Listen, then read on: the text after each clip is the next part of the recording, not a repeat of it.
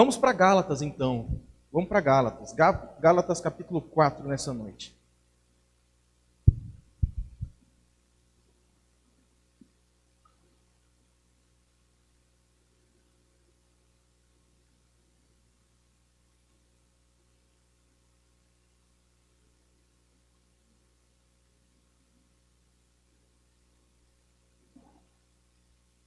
Gálatas capítulo 4. A nível de curiosidade, esse é o 13º sermão da nossa série. Todo ano nós sentamos, esse ano não foi diferente, reverendo Lucas e eu, nós estabelecemos então as séries que nós vamos tratar aqui na nossa igreja. Via de regra, um ano no Antigo Testamento, um ano no Novo Testamento. E quando nós sentamos no início da pandemia, quase no início, nós falamos assim, quantas mensagens nós vamos fazer em cada série? Vamos fazer 13 mensagens? Dividimos então o livro em 13 mensagens. Mas eu virei para o Lucas e falei, Lucas, já deu as 13 mensagens em Gálatas e eu ainda preciso expor 2 capítulos. Então nós vamos chegar a quase 20 mensagens na série de Gálatas. Então foi um erro de cálculo, isso acontece naturalmente quando nós estamos expondo um livro. Gálatas capítulo 4, hoje nós vamos ler o verso 21 ao verso 31. Um texto um tanto complexo de entender na primeira leitura, mas é o texto da palavra de Deus, nós iremos ler e nós iremos então extrair algumas verdades para nós desse texto da palavra de Deus. Gálatas capítulo 4, do verso 21 ao verso 31, a palavra do Senhor nos diz assim: Dizei-me vós, os que quereis estar sob a lei, acaso não ouvis a lei?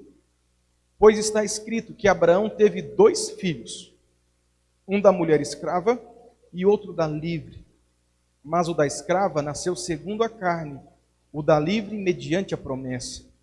Estas coisas são alegóricas, porque essas mulheres são 2 alianças. Uma, na verdade, se refere ao Monte Sinai, que gera para a escravidão, esta é Agar. Ora, Agar é o Monte Sinai, na Arábia, e corresponde a Jerusalém atual, que está em escravidão com seus filhos. Mas a Jerusalém lá de cima é livre, a qual é nossa mãe. Porque está escrito, alegra-te, ó estéril, que não dá a luz, dás a luz. Exulta e clama, tu que não estás de parto. Porque são mais numerosos os filhos da abandonada que os da que tem marido. Vós, porém, irmãos, sois filhos da promessa, como Isaque.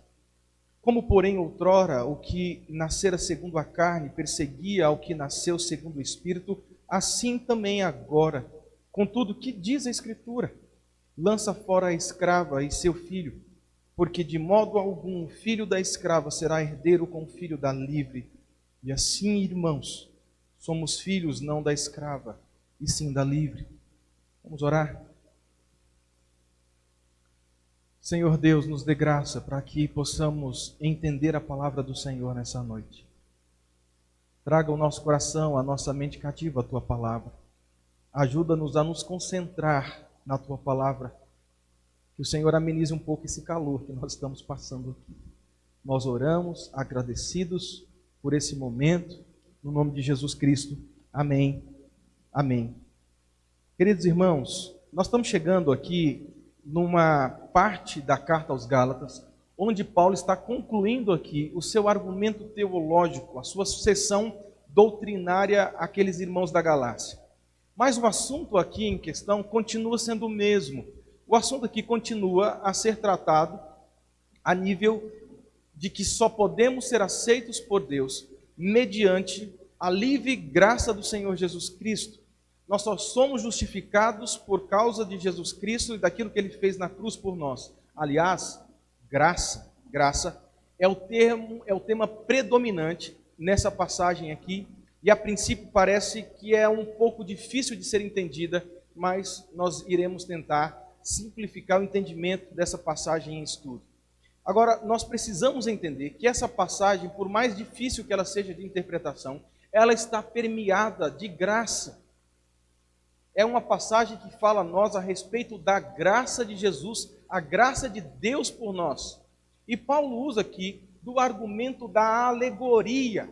O que é uma alegoria? Uma alegoria é um modo de expressão ou de interpretação que consiste em representar um pensamento ou uma ideia através de uma forma figurada. Isso é uma alegoria. Alegoria era um método muito usado dentro da história da igreja pelos rabinos e também por alguns pais da igreja, como Orígenes. Orígenes foi um dos representantes da escola de Alexandria. A escola de Alexandria foi uma escola de interpretação bíblica que foi muito famosa por ser uma escola alegórica, que defendia os métodos de alegoria na interpretação da palavra de Deus. E Paulo, então, ele basicamente usa agora nessa parte de Gálatas aqui, da carta aos Gálatas, um argumento, uma ilustração da história do Antigo Testamento para ensinar alguns princípios teológicos que servirá de ensino para aquelas igrejas da Galácia. Paulo, então, vai pegar o Antigo Testamento, uma história do Antigo Testamento que é muito conhecida daqueles seus leitores, para ilustrar o que ele quer ensinar a níveis teológicos aqui. Ora, por que Paulo faz uso, então, essas informações são importantes, por que Paulo faz uso da alegoria? Por que Paulo faz uso desse método aqui? A razão é muito simples. Muito provavelmente aqui, Paulo está usando desse recurso aqui porque ele quer enfrentar os seus opositores, os judaizantes, no mesmo nível educacional deles. Eu fico impressionado com Paulo.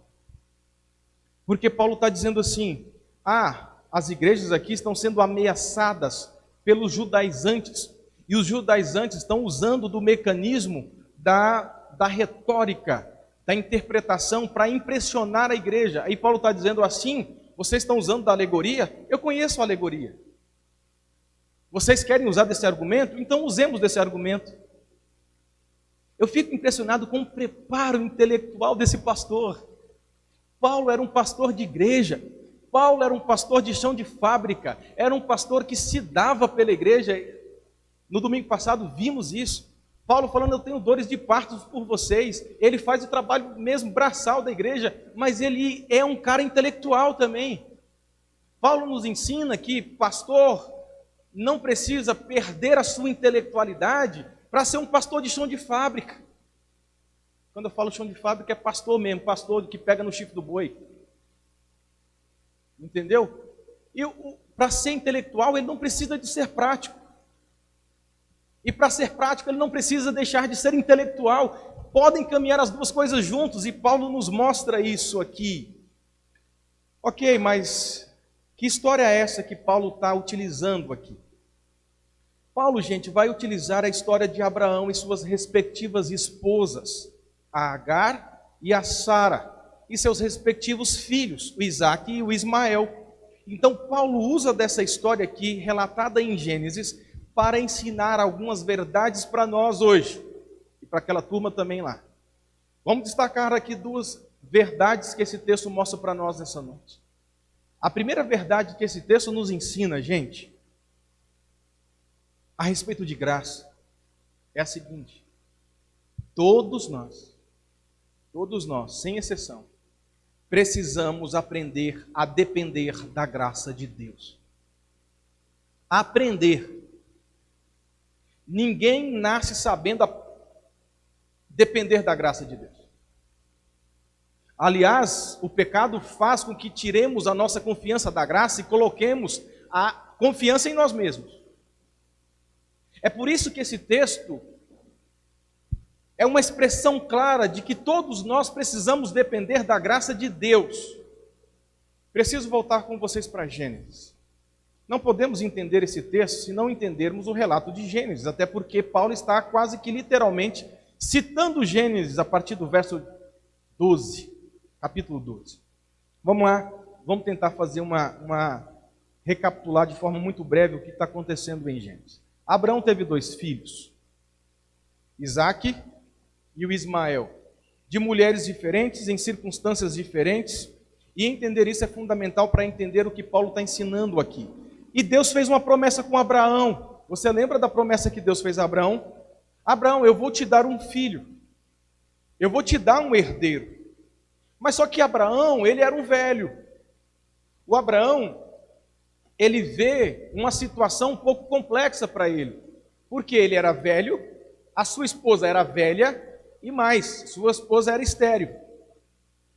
Então, a esposa sendo estéril e vendo aquela impossibilidade, ela sugere algo. Ela fala assim: ô Abraão, e se a gente fizer aqui uma ajeitadeira, dar um jeitinho aqui, e você se deitar com a minha serva Agar e ter um filho com ela? O Abraão fala assim: acho que é uma boa ideia, já que você é velha e eu sou um velho também, e se você é estéril, então a única forma de termos filhos é eu deitando com a sua serva. Então isso acontece, ele deita com Agar e tem um filho. O filho é chamado então de Ismael. Passado 14 anos, Ismael nasce, já é um adolescente.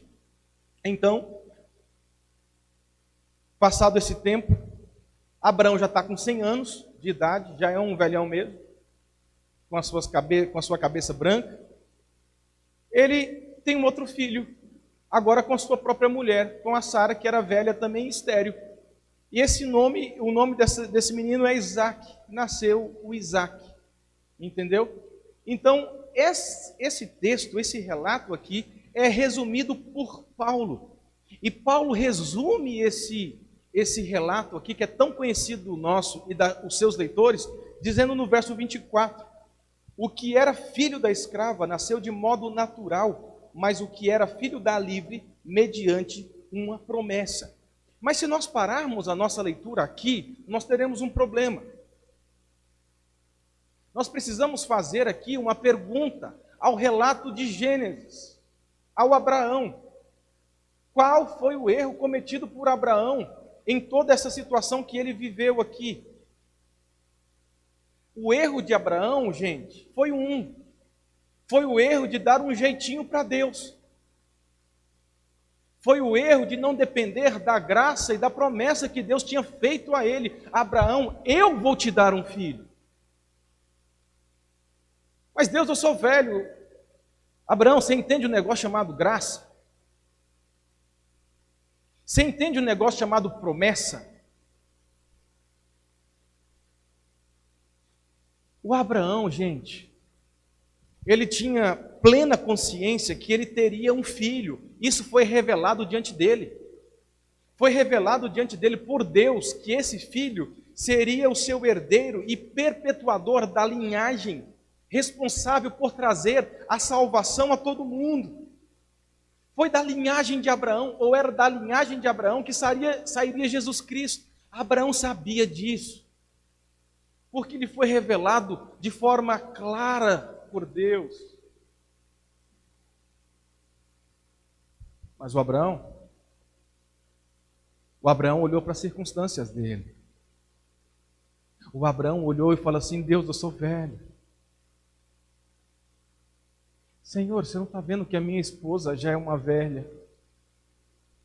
E além de ser velha, ela não consegue gerar naturalmente, ela é estéril.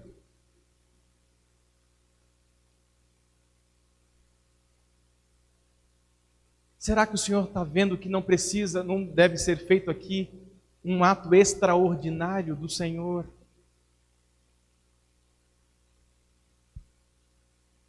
Abraão resolveu não acreditar no milagre da graça. Ele resolveu. Ele não acreditou no milagre da graça porque ele não sabia, ele sabia. Deus se revelou a ele dizendo: eu te darei um filho, e através desse filho virá o herdeiro da promessa, virá aquele que será o redentor de todo mundo, Jesus Cristo. Mas o Abraão resolveu confiar em suas próprias capacidades. O Abraão não descansou na promessa da graça de Deus. Esse texto fala de graça. Esse texto fala que nós precisamos aprender a depender da graça.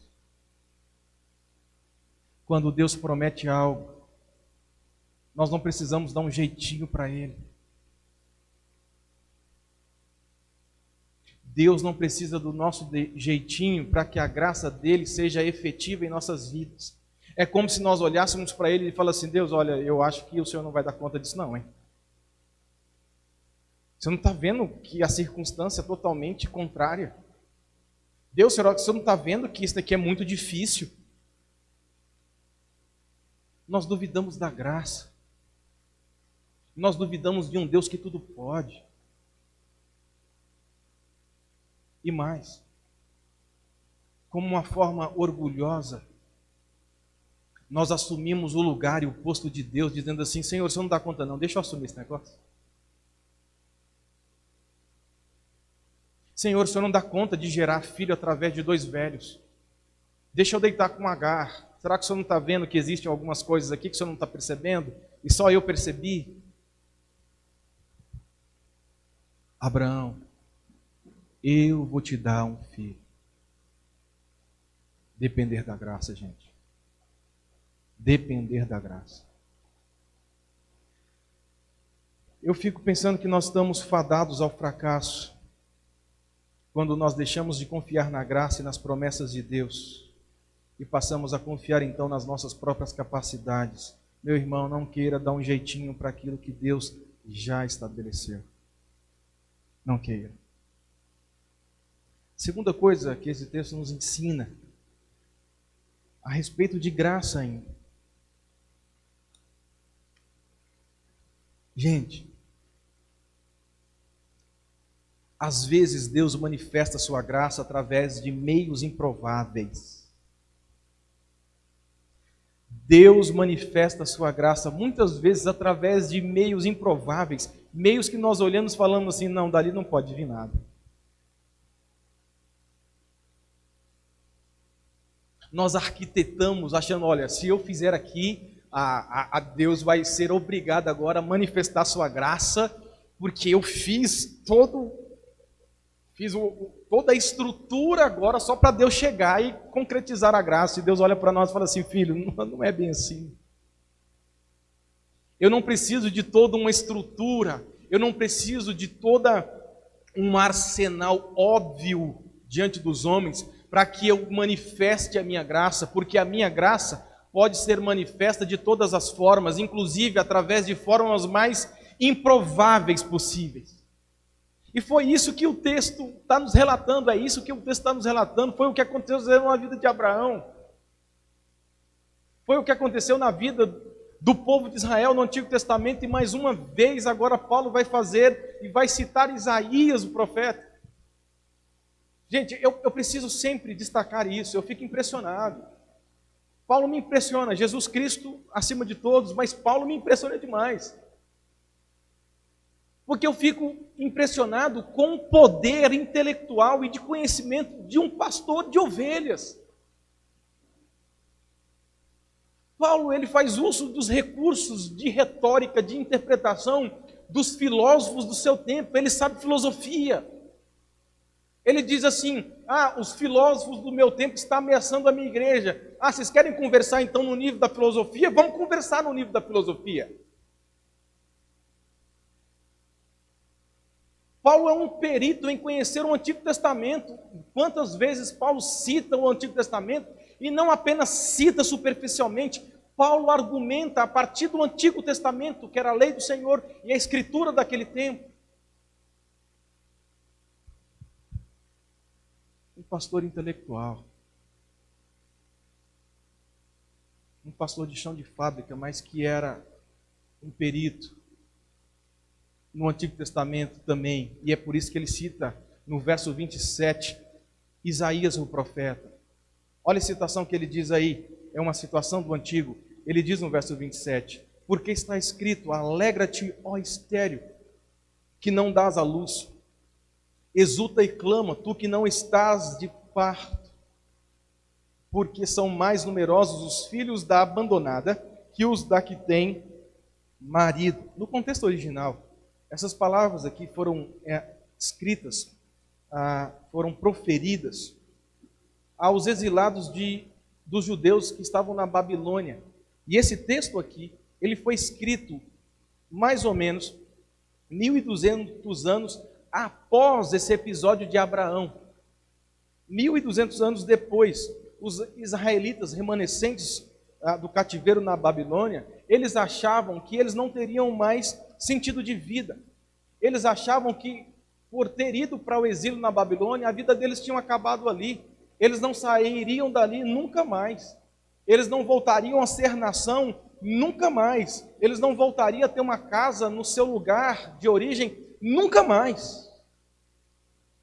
Foi naquele contexto que o profeta Isaías escreveu, para gerar esperança num povo desiludido. E o Isaías vai virar para aquele povo que está exilado lá na Babilônia, os judeus, que diziam assim: nós nunca mais vamos sair dessa escravidão aqui, ó.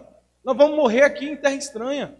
E o profeta Isaías é levantado por Deus, e Isaías vai lá e diz assim: não, vocês vão sair daí sim, Deus vai libertar vocês.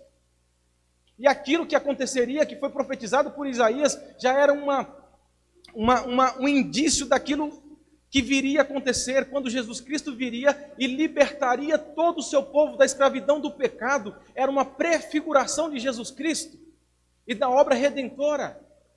Então Isaías vira para aquele povo que está escravo na Babilônia e diz assim, Isaías falando da parte de Deus: vocês estão impotentes aí na Babilônia. Deus dizendo: eu vejo vocês, eu estou vendo a aflição de vocês, eu estou vendo que vocês estão escravizados, estão fracos aí. Mas é Deus falando para aquele povo: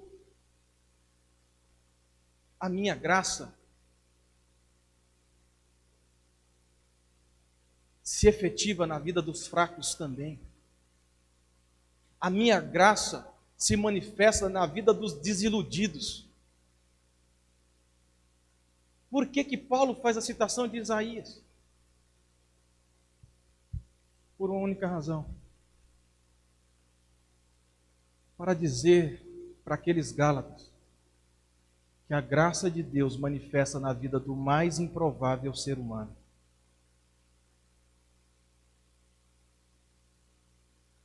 A profecia de Isaías reporta Gênesis 16. Presta atenção nesse detalhe. Isso é maravilhoso. Paulo usa Isaías para ilustrar Gênesis, onde ele olha para duas mulheres, uma bela e fértil, a Agar, e outra velha e estéril, a Sara. E o Paulo está dizendo para aquelas igrejas, dizendo assim: e sabe a moral da história? Deus escolheu a fraca. Deus escolheu a estéril. Deus escolheu a velha. Porque a graça de Deus manifesta muitas vezes da forma mais improvável possível. Porque a graça de Deus não manifesta de acordo com a nossa percepção de graça. Porque nós olhamos e achamos que os mais fortes, os mais belos, o mais bem-sucedido, este é portador da graça, mas a ótica de Deus é diferente. E Ele está dizendo: o meu conceito de graça, a minha concepção de graça difere da de vocês. Porque para mim a graça se manifesta também no mais improvável ser humano. E o mais improvável e fraco ser humano é alvo também da minha graça.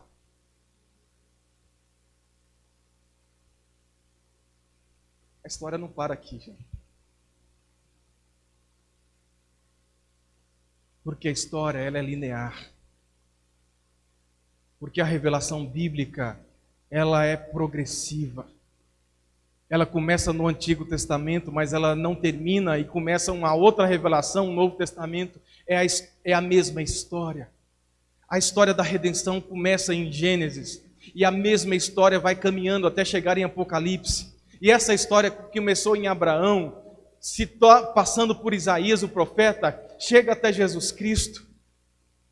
Porque foi por intermédio da família de uma mulher, de uma outra mulher, chamada Maria, que chegaria o Redentor, de forma mais improvável possível, numa família mais improvável possível, nascido de uma outra mulher que seria quase que inconcebível a sua gravidez, porque era virgem, improvável de ser grávida, de ficar grávida. Mas Deus, o Pai, estabeleceu o seu plano dizendo assim: a minha graça vai ser estabelecida e manifesta através de atos improváveis. O Redentor virá através de uma mulher, Maria, de uma família improvável, não uma família de posses, nascerá lá na manjedoura, lá no meio dos jumentinhos. E mais, o Redentor vai vir de uma mulher que nunca teve relação sexual natural, ativa, virá através de uma virgem. Isso é improvável.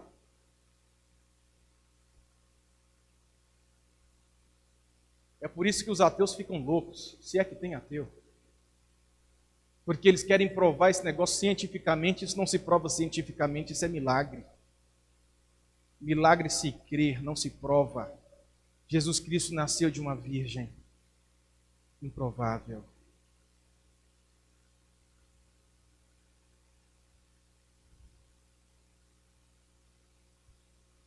Sabe que é algo impressionante aqui, gente? O erro de Abraão não interrompeu os planos de Deus. Deus falou para Abraão: eu vou te dar um filho. Esse filho será herdeiro. E através dessa linhagem, esse filho há de restaurar o mundo. Ele estava falando de quem? Jesus Cristo. Abraão deitou com Agar, mas isso não pegou Deus de surpresa. Deus não falou assim: poxa, e agora? Eu fiz um plano para esse miserável deitar com a mulher, a Sara, e agora ele mudou os planos, e agora? O que eu vou fazer? Deus não foi pego de surpresa. O plano de Deus foi levado até o final. Isaac nasceu, e dele saiu Jesus Cristo, da mesma linhagem. Os planos de Deus não falham.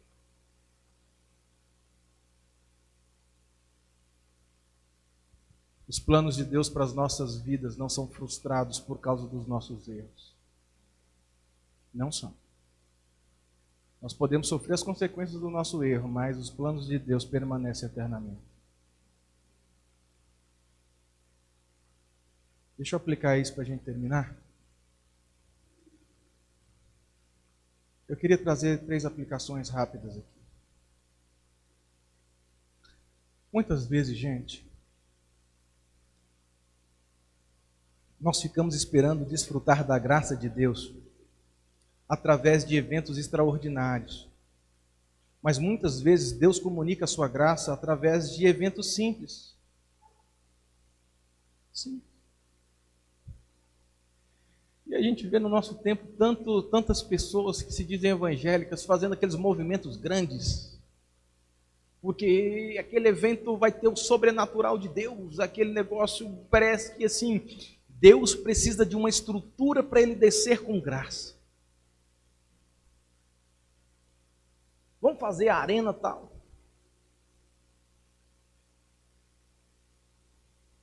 E Deus olha para nós e fala assim: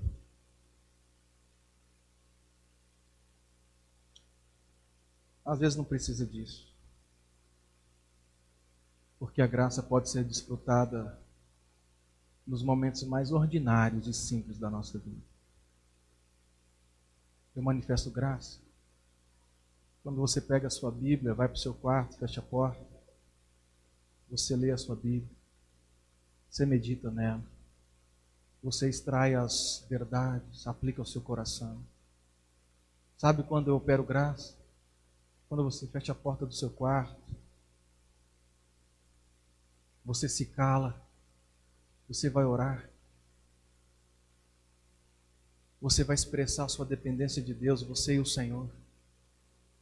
É lá dentro do seu quarto, naquele momento ordinário, simples. É lá que eu opero graça. Nós não precisamos de uma estrutura extraordinária para Deus manifestar graça. Ele manifesta graça nos momentos mais improváveis e nos movimentos mais improváveis da nossa vida. A segunda coisa que eu penso ao nível de aplicação é que nós não podemos nada sem a graça de Deus. Nada é possível sem a graça de Deus. E deixa eu usar aqui do recurso de Paulo, da metáfora aqui, da alegoria. Muitas vezes, gente, a fertilidade, pensando em Agar, muitas vezes a fertilidade pode ser uma tentação para nós.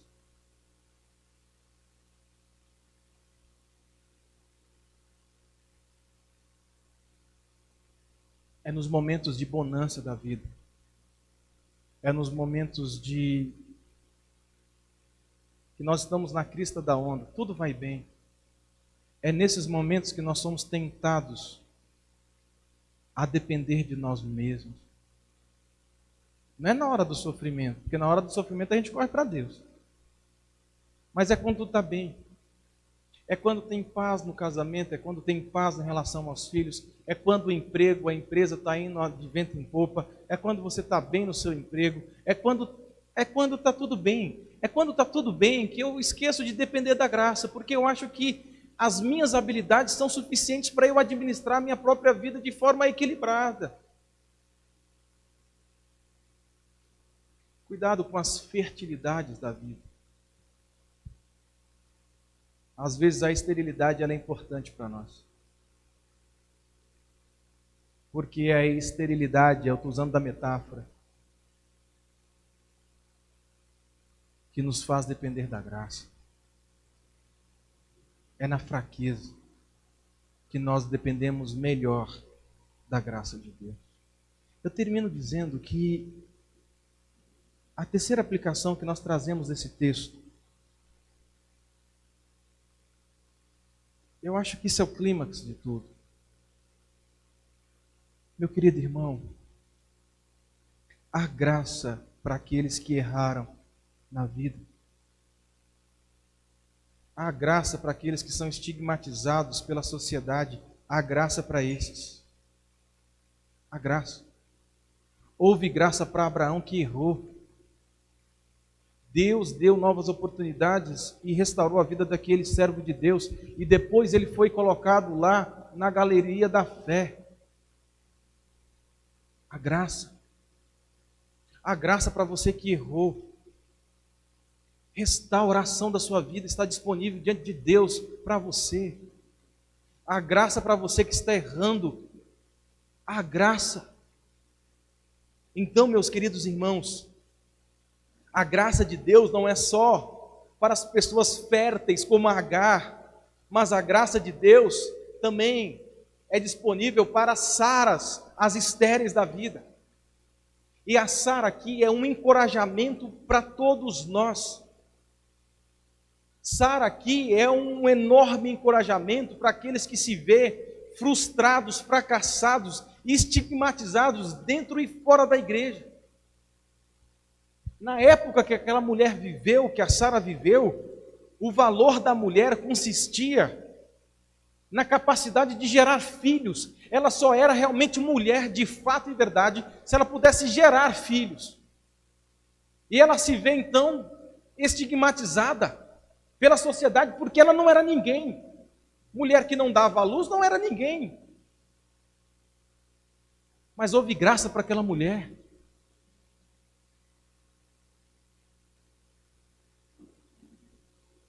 Eu fico pensando, gente, no seguinte. Eu fico pensando que essa mensagem tem que ser mensagem da igreja, gente. Essa mensagem de graça tem que ser o carro forte da igreja, gente. De nada adianta nós gastarmos todas as nossas energias em cima de coisa que é legítimo, como um templo, como estrutura para receber melhor o nosso povo. Mas se nós não tivermos munidos de uma mensagem de graça, esse povo tem que vir para esse novo templo, esse povo tem que vir de Rio Verde, vir para a nossa igreja, para ouvir de graça, para ouvir a mensagem da graça que liberta, do evangelho que liberta. Esse povo está cansado de tanta pregação que foca só o homem em si mesmo. Isso tem sido um fardo para todo mundo. Eles precisam de libertação. Rio Verde precisa de libertação. E a libertação que o evangelho traz, que a graça de Deus traz, que existe graça para a mãe solteira, que é estigmatizada pela sociedade, que agora é uma mãe solteira e tem que criar um filho sozinho. Qual que é o problema? Porque existe graça para ela. Existe graça para a divorciada. Existe graça para o homossexual. Existe graça para o bêbado. E é aqui que essa turma tem que ouvir essa mensagem. A mensagem da segunda igreja tem que destoar de todas as instituições da cidade, porque nós precisamos falar de graça.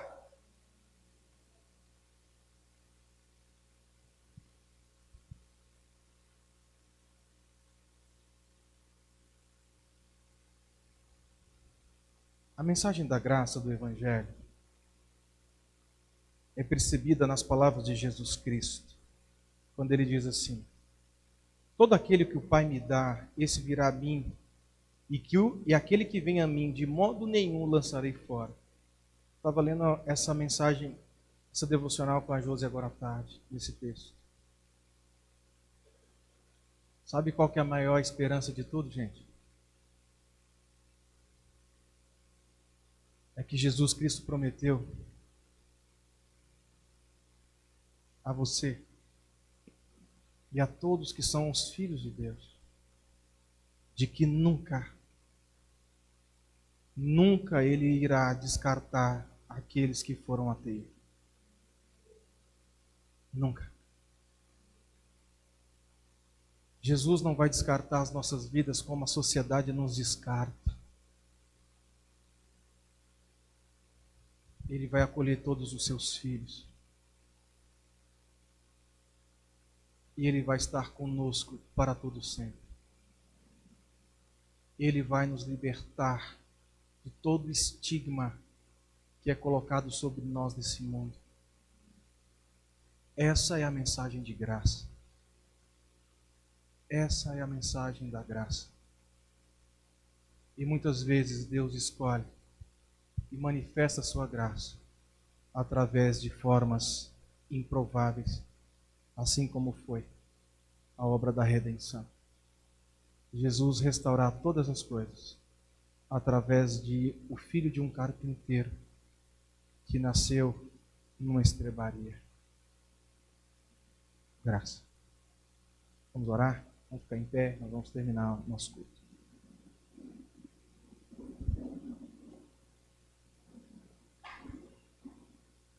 Meu querido irmão, antes de terminar, eu quero te fazer um convite, como eu fiz hoje de manhã. Você vai terminar, nós vamos terminar aqui a bênção de Deus, do Senhor e tal, em todos nós, todos sem exceção, não vai embora não, rapidão não. O cafezinho hoje eu pedi para servir lá dentro do templo, para todo mundo ter que ir lá. Gente, vai, desfruta, com calma, anda, sobe, vai nas escadas, sobe no púlpito, anda, abraça o chaparral, porque o chaparral tem, entendeu? É agora, a hora é agora. Vamos desfrutar daquilo que é nosso. Gente, nunca mais vocês vão ver o contrapiso da igreja, porque daqui um dia vai estar piso. Piso não, porcelanato. Né? Então é agora, vamos lá, vamos ver as paredes ainda no cimento, porque daqui um dia vai passar lá uma tinta e acabou. Gente, isso aqui é marco histórico. É marco histórico. Depois, já era. Vive agora ou depois não vive mais. Senhor, obrigado pela Tua palavra. Obrigado porque o Senhor é um Deus de graça. Ajuda-nos a portar sempre a mensagem da graça. E obrigado porque o Senhor salva todas as pessoas, de todas as classes sociais. As pessoas que são estigmatizadas por esse mundo, o Senhor salva. E que nós possamos então fazer o nome de Jesus conhecido aqui em Rio Verde. Dá essa graça à nossa igreja de cooperar com o Senhor na obra de redenção que o Senhor está fazendo no mundo. Nós queremos participar dessa grande obra. Dê a nós esse privilégio. Nós oramos pela nossa construção, Senhor. E nós estamos sentindo na graça, ou sentindo na prática, que a graça vem através de meios improváveis. Quando nós nos deparamos com a falta de dinheiro, o Senhor vai lá e coloca mais um pouquinho, coloca mais um pouquinho. Continue, Senhor, a manifestar a sua graça sobre nós. Esse templo é do Senhor. Essa obra é do Senhor. Que o Senhor mova o coração das pessoas da nossa igreja, aqueles que podem ajudar, aqueles que podem sacrificar um pouquinho só nesse instante para fazer doações, ofertas e ajudar para esse marco histórico que servirá como casa do Senhor e lugar de proclamação da palavra para a libertação daquele que está escravizado pelo pecado. Agora, amados irmãos, vão em paz. Que a graça, que o amor e que a comunhão de Deus Pai, Deus Filho e Deus Espírito Santo estejam com todos vocês, hoje e para todo sempre. Amém. Vamos para lá? Vamos lá para o novo tempo, nós vamos conversar lá dentro. Que Deus abençoe a semana de todos.